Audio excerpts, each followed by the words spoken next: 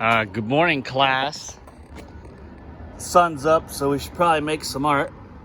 We're gonna go ahead and go into the art studio here. And here's some of my cool cactuses and stuff too. Oh, put it there, and we're gonna go check out a little art shack here. Ooh. For our first video online lesson in our little studio here. So we're going to talk about what to do. Okay, so what did we do so far? Well, hopefully you read the first one, which was find something cool at your house, because I know everybody's got something at the house that's got to be cool that they can do. So if you sent that, awesome. If you haven't, go ahead and do that. Thanks. And welcome to our virtual online class. I'm going to be talking about assignment 2, the one that you guys either have already done, awesome, or you're going to do right now during our 2-hour class period from 11 to 1. And if you can recall what we were doing, we watched a cool video about Corita Kent, who is a screen printer, which, as you know, is one of my favorite things to do. In fact, I screen printed this shirt right here. And on a future episode, I'll take you to the screen printing room, and I'll show you how that happens and stuff like that, okay? So first of all, we watched the video, yep. And then there was a little assignment to read about the elements of art. Awesome, we all did that, great, right? If you didn't read that, you can do that during this 11 to 1 time period. And I asked everybody to create a work of art that includes the elements. I've got a lot of cool ones. We've already posted some. I'll be posting some more as soon as they get turned in. So, of course, I'm doing it too. So here's my example. It's not quite done, but we're going to go ahead and finish it up today, okay? So I started with this. It's a Frozen picture. Awesome, but I'm going to be doing the rest of it to make it my positive message. So, already with our elements, here they are. See? Color, form, line, value, shape, space, and texture. I've got a lot of that in this picture already. So, here we go. Let's take a closer look to help you identify things. Can you identify something? Say one of the things you see.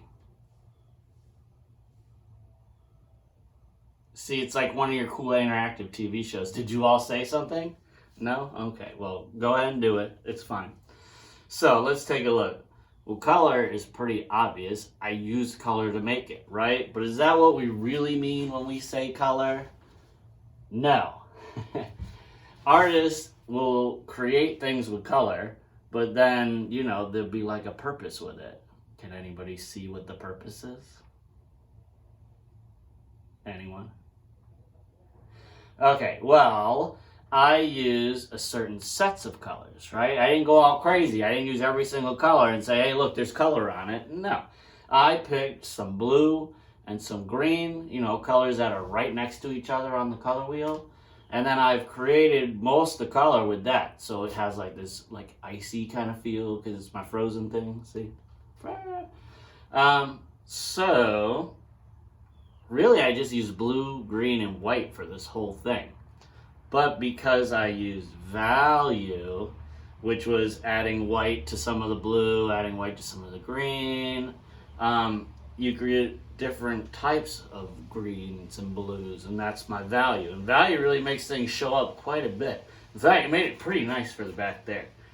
Now, besides white in some of these areas, what I also did was I added a little bit of water, and I put some water on it, and it kind of diluted the paint so that I would make it a little thinner, right? Like over here and up here, and that actually helped create some value too without even adding another color. You just add a little water, make the color a little less. Okay, so we got color, we got value. What else we got? We got Olaf. If you didn't see him, he waved. He said good morning. Line. Well, there's a couple lines that you can identify in here. Here we have some little swirly lines. Most of my tree I created by just kind of doing line back and forth. Some of them thick, some of them thin. Olaf's little arms got little lines there, little stick arms. His little hair, his little carrot nose there. So I used quite a bit of line. It created my shapes and my trees. Oh, shape, right? So although it's not a full shape, my trees are all kind of shaped about like triangles, aren't they, right? So there's shape, but the shape isn't just like a solid shape. You know, we used the paint to create the illusion of trees, which kind of took on certain shapes, okay? Texture, we got that definitely on Elsa's little ice castle here, right? We got texture all over there. Texture I created with the paintbrush by kind of splashing it and like dotting it places. See, isn't that great? So that's how I help create my texture. Form, well, you kind of use value to make form, right? So if you're doing like a shape or something, if you want a circle to be a sphere, you want to use the element of value, because when you do that, you got darks and lights in it, it gives it like the illusion of kind of being on a 3D thing. Form's kind of hard to do. I'd say it's one of the more harder things to do when you're creating elements in your artwork, because, you know, this is flat. You know, some of you guys turned in some little sculptures and stuff you made. That was pretty cool. I mean, that's obviously form. If you have that. Space, well, space can be two things. Space kind of always happens in your art. With space, you have positive and negative space. So let's take a look. My positive space is pretty much all the lighter blue kind of things, right? And then my negative space, although there is something in it, right? The blues and the greens for the background, it's still negative space because it's not popping out like the rest of it, right? By using a lot of white in my greens and my blues, it pops out quite a bit.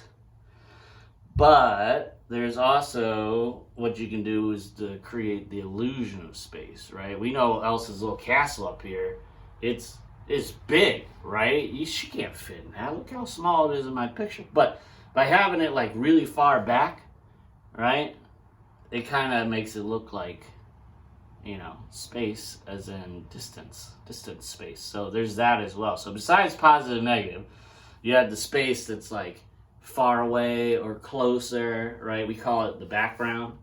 We call this like the foreground. Over here is kind of our middle-ish ground. I didn't put too much in the middle ground, but maybe we'll add a little more to it. So that's our elements right there. There they are, talked about in video form instead of written form. You guys will be writing it and sending it. Great. But it's missing one thing. Do you know what's missing? Do you? Oh, that's right. The positive message, like Karita Kent would do.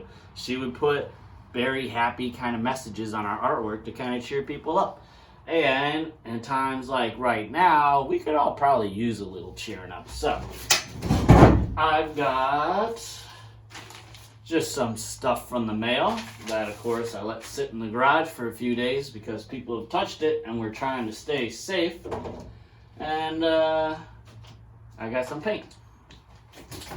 So let's go ahead and put a little paint on here and we'll figure out what our message is.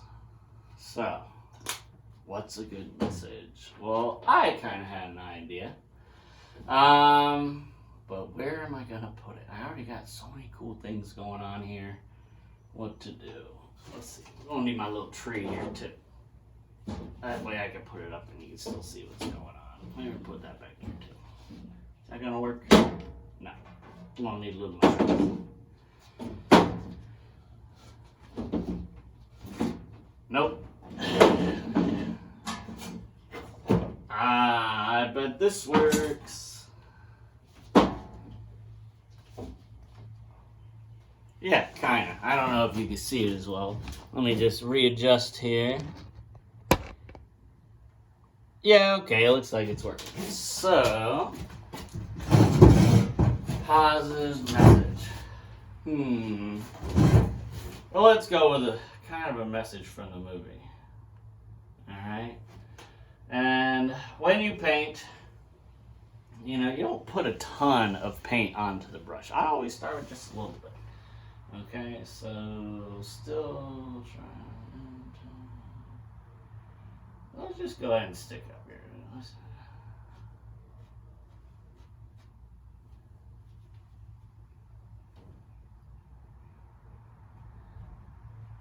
Now, before you start painting or drawing or whatever you're doing for your artwork, definitely check and make sure you got the spelling right on everything, so it does not, poor grammar is not taken away from your art and stuff.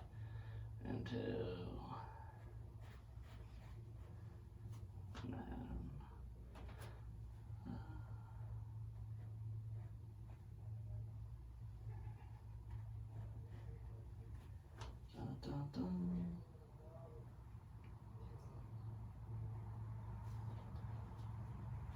now, you could, you know, pre-write this with some pencil would probably be a good idea. That way, you know, your letters are going to look the way you want them to look, but a lot of time, I just like to do it. I know you guys do too, so that's okay. And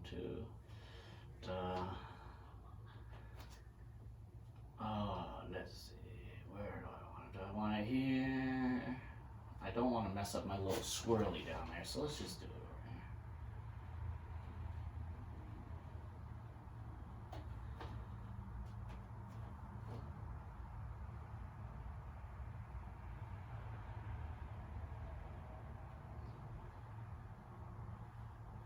If I start to run out of paint, I'll just get a little bit more, just a little bit.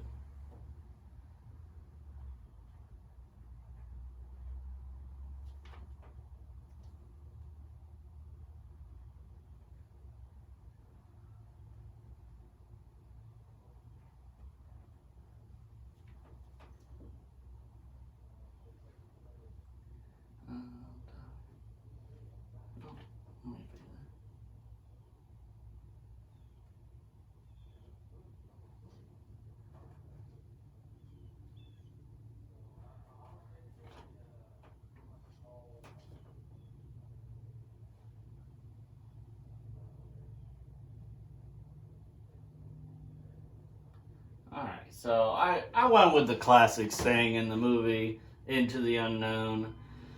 But it's not really a positive message yet. It's just kind of like ripping off from the movie. But I think I know what we'll do to add to it. But first I want to make my letters look a little better. Add a little more paint to them. Into the Unknown. Ooh, I got it.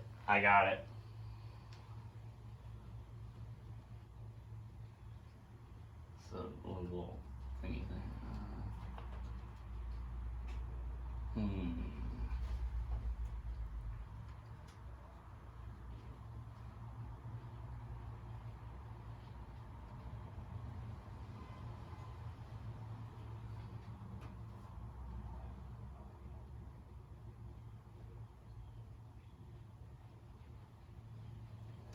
Let's see.